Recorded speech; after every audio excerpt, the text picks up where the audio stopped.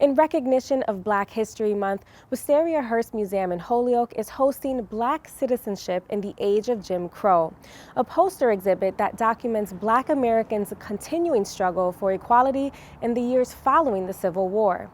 The exhibit, organized and distributed by the New York Historical Society Museum and Library, is supplemented with artifacts and images from the Black Holyoke collection. Connecting Point's Iohann Rashi Vega spoke with Wistariahurst curator Penni Martorell about the exhibit and how it reflects the experience of the Black community in the Pioneer Valley. I found it a few years ago during the pandemic. The New York Historical Society is the group that put it together, did all the research, and in their mission, under the grant that they got, it was to share this information with other institutions. So they put together an 8-poster exhibit that outlines the laws of the Jim Crow era and how that affected citizens, Black Americans across the nation. And so we keep it on hand, so it seemed appropriate this year that this would be the exhibit. So I've tried to enrich it a little bit with some local history. We had a scholar here, Erica Slocum, who did a project called Reliquary of Blackness and did a deep dive into local Black history here in Holyoke, and has enriched that history for us and for future generations, because now we have these oral histories and scrapbooks to look at that document Black citizens in Holyoke. So that's great. And the meaning of this exhibit, these Jim Crow laws that went into place, are really the underlying structure to what we see in institutional racism now. And so it's really important to understand what that fight was for Black Americans to overcome those Jim Crow laws, and how much further we still have to go to get equality for Black Americans. When we see the work that Erica Slocum has been doing for this past years with the project that started with Black Holyoke and now the Reliquary, what were some of those findings that you could connect between Jim Crow and what the Black community in the Valley had to experience based on the documents or testimonials or objects that now are part of that history? Erica did a lot of oral histories with folks who pretty much grew up in Holyoke. And the subtle ways that these laws took place or manifested themselves in Holyoke. So there was evidence of redlining. Through these oral histories, Black folks talked about how this affected their lives when they went to go buy a house, when they went to move into an apartment, the questions they were asked. And so this has just added to the history of Holyoke, another layer, another perspective of our own history. But we can see how it connects to national things that were going on with redlining and discrimination and, all of those things that were taking place. This exhibit will be available for the public during February, being Black History Month. And aside of the posters, what else the public will be able to enjoy and to appreciate as part of this whole experience here at Wistariahurst? The New York Historical Society has also included a video that we'll have running to bring some of those things to life in motion.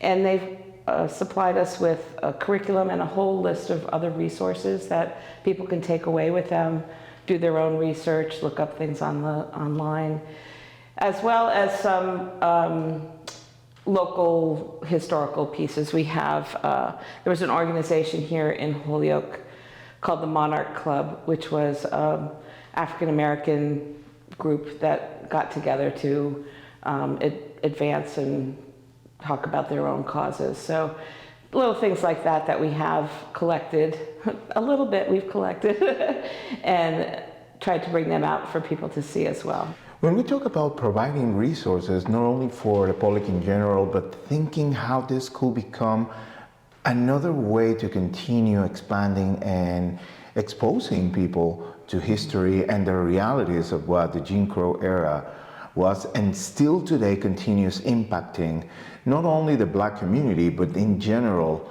the whole narrative of what history is still today. How do you think this exhibit has an importance for our community where we are diverse and yet not enough represented when we talk particularly of the Black community? So I think the longer span of time that goes between laws that were in place and we think we're advanced, and yet this underlying framework of Jim Crow has really provided a structure for the institutional racism that we see now.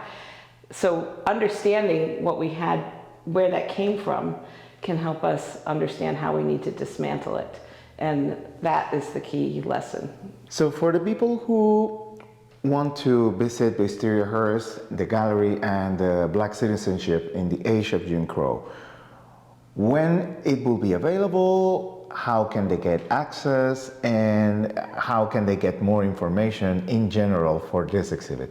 The exhibit will be open Mondays in the month of February from 10:30 a.m. till 12:30, and then Tuesday evenings from 4:30 to 6:30. So if you want to drop in during those times, you're welcome to do that and take a look at the gallery exhibit. And keep an eye on our website if we have any special speakers or anything that we don't have anything planned right yet, but that may come up. So check our website. Wistariahurst.org is a good place to see what else is coming up.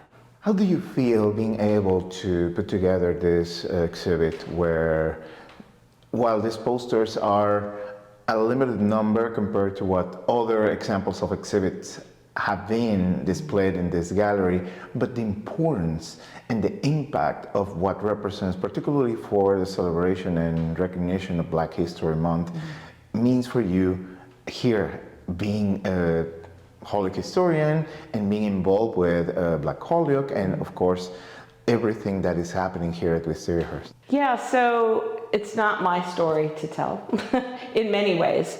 I didn't put the exhibit together. I didn't do the research, and I'm not Black, so this isn't my story. But at Wistariahurst, we want to be able to give space to other voices. So this is an opportunity to allow other voices, underrepresented voices, space to do that. And this exhibit is just one example of, giving voice to a story that's not always heard, not always learned. So we get a fuller picture of history, not just one narrow view. I really encourage people to come and see and learn, and perhaps there will be more stories that come to light. Oftentimes that happens. People come to see an exhibit and then we find another layer of history that we need to collect in Holyoke.